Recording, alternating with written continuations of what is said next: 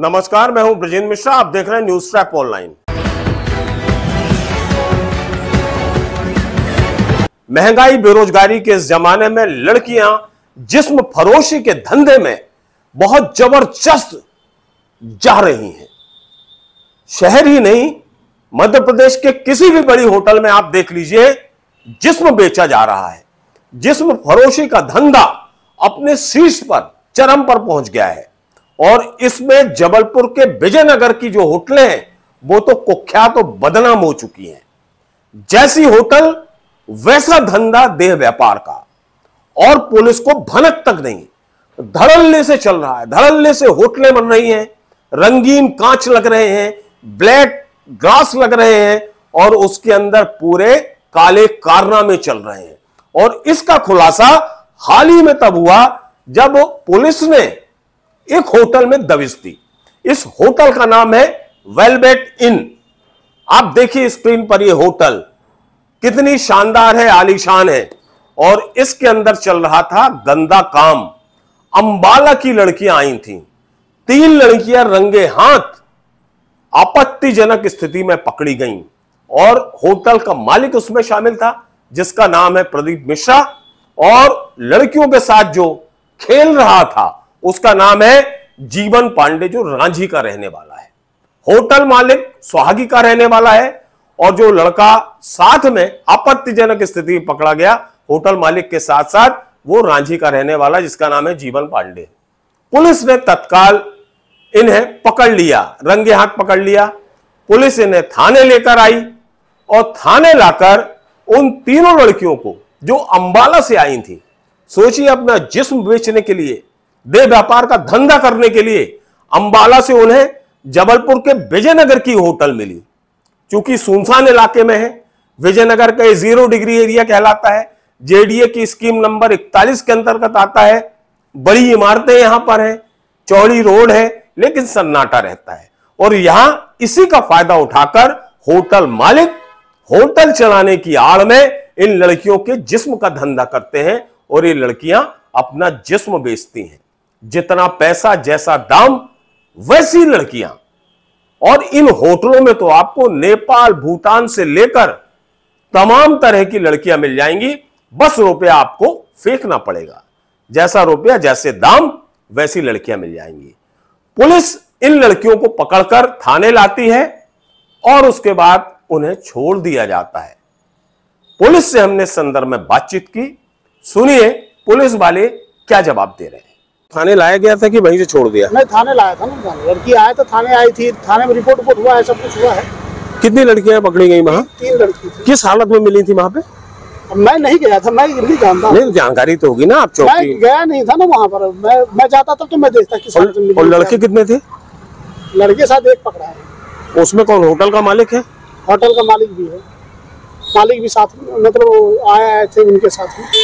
तो कुल कितने आरोपी हैं उसमें? 3 लड़की, 2 लड़के, 5। अच्छा, लड़कियों को क्यों छोड़ दिया गया? मुझे विवेचना के बारे में मुझे जानकारी नहीं है, मैं क्या बताऊंगा आपको। वहाँ की विशेष वो सुप्रीम कोर्ट का आदेश है कि लड़कियों को शायद इसमें मामले नहीं रखते हैं, इसीलिए छोड़ा गया। तो उनको जमानत दे दी गई? जमानत दे दी। और जो होटल का मालिक है वो? होटल मालिक और वो चले गए, जेल चले गए। होटल मालिक और जो लड़का था उसे तो न्यायालय पेश किए हैं। अब न्यायालय का आदेश से जहाँ जाना है वहाँ जाएंगे, तो न्यायालय के आदेश पर निर्भर करते हैं। अच्छा, आपको नहीं लगता अगर लड़कियों को हम छोड़ देंगे तो फिर ये जो जिस्म फरोशी का धंधा चल रहा है इसमें रोक कैसे लगेगी? गाइडलाइन हम दे सकते हैं, गाइडलाइन सुप्रीम कोर्ट का आदेश है, तो उसमें अपन क्या कर सकते हैं? अपन तो आदेशों पर पालन करते हैं ना, अपन गाइडलाइन थोड़ा ले सकते हैं। जो न्यायालय का गाइडलाइन हो उसी का तो पालन करेंगे हम। और गाइडलाइन में ये दिया गया है तो लड़कियों को छोड़ा जाए तो छोड़ दिए। चूंकि कार्यवाही यादव कॉलोनी पुलिस चौकी ने की थी, जो लाडगंज थाने के अंतर्गत आती है, तो हम चौकी के अंदर भी गए। वहां पर जो प्रधान आरक्षक बैठे थे उनसे जब हमने पूछताछ शुरू की तो उन्हें तो कुछ मालूम ही नहीं था। लग तो यही रहा था कि मालूम तो है, लेकिन बताने से डर रहे हैं। देखिए उनके एक्सप्रेशन, उनका जवाब।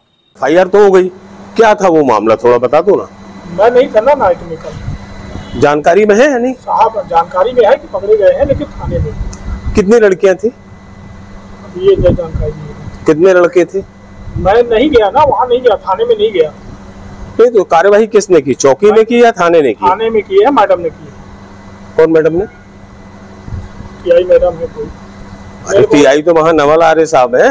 नहीं, महिला थाने की कहा कि आई थी, हमें जानकारी नहीं है विशेष। तो महिला पुलिस की कार्रवाई थी? महिला और साहब भी गए थे सर, आपके चौकी प्रभारी साहब। और क्लियर जानकारी मुझे नहीं है। अच्छा, वहाँ पूछ लीजिए, थाने में साहब से पूछ लीजिए। बहरहाल इस मामले में जो दोनों आरोपी हैं उनको तो जेल भेज दिया गया है और लड़कियों को छोड़ दिया गया है। बताया यह जा रहा है कि कोई गाइडलाइंस ऐसी है जिसमें जिस्म बेचने वाली लड़कियों को पुलिस अरेस्ट नहीं करती। बहरहाल सच्चाई यही है कि इस विजयनगर के तमाम एरिया में और खासतौर पर इस 0 डिग्री में, ये एरिया आप देख रहे हैं, यहां पर जगह जगह ऐसे अड्डे बने हैं जहां इसी तरह का देह व्यापार के धंधे चल रहे हैं।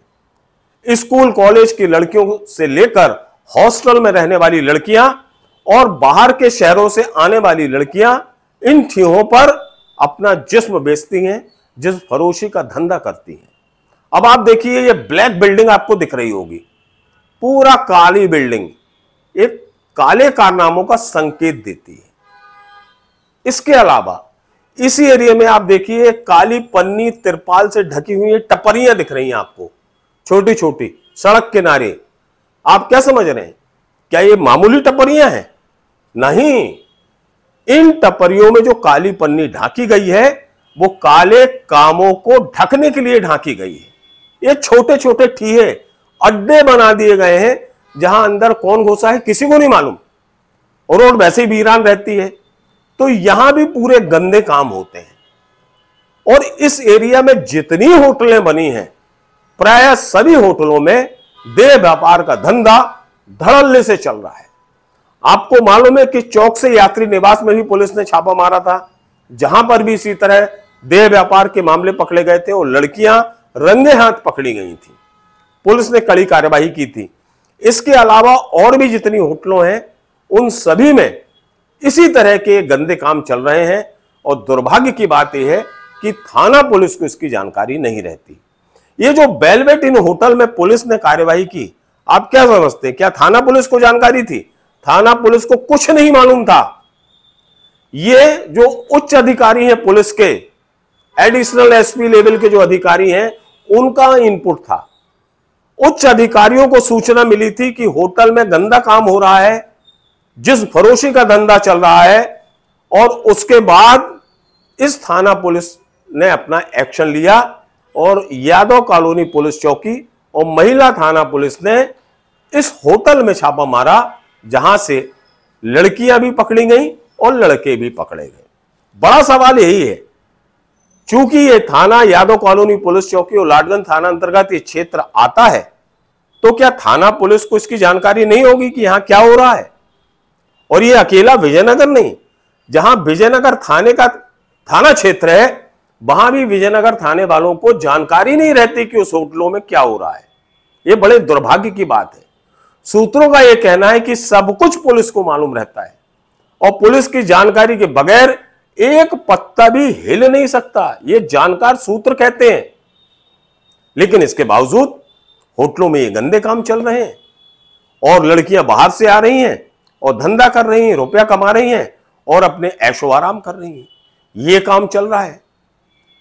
इस पूरे घटनाक्रम को यदि वास्तव में रोकना है तो थाना पुलिस को चाक चौबंद होना चाहिए, बहुत चौकस होना पड़ेगा और पुलिस को किसी भी ऐसी होटलों के संचालकों से दोस्ती यारी छोड़कर गलत काम पर नजर रखकर उसको बंद कराने के लिए उतना ही कड़ा और तगड़ा एक्शन लेना होगा, तब जाकर इस तरह के घिनौने और गंदे काम बंद होंगे। वरना जो नई जनरेशन है, ये जिस तरह से बर्बादी की ओर चल रही है, ये बर्बादी का ग्राफ लगातार बढ़ता जाएगा। इसलिए पुलिस के सीनियर अफसरों को भी इस बात पर ध्यान देना चाहिए कि जिस थाना क्षेत्र में इस तरह के ये गंदे काम देह व्यापार की जिस फरोशी की अगर पकड़े जाएं, तो वहां के थाना प्रभारी या चौकी प्रभारी के खिलाफ कड़ा एक्शन होना चाहिए। इस बात पर कि जिस थाना क्षेत्र में इस तरह के गलत काम पकड़े गए तो वहां की जिम्मेवारी तय होना चाहिए उस थाने की और उस चौकी की, उस थाने के प्रभारी की और उस चौकी के प्रभारी की, तब जाकर कुछ लगाम लग सकती है।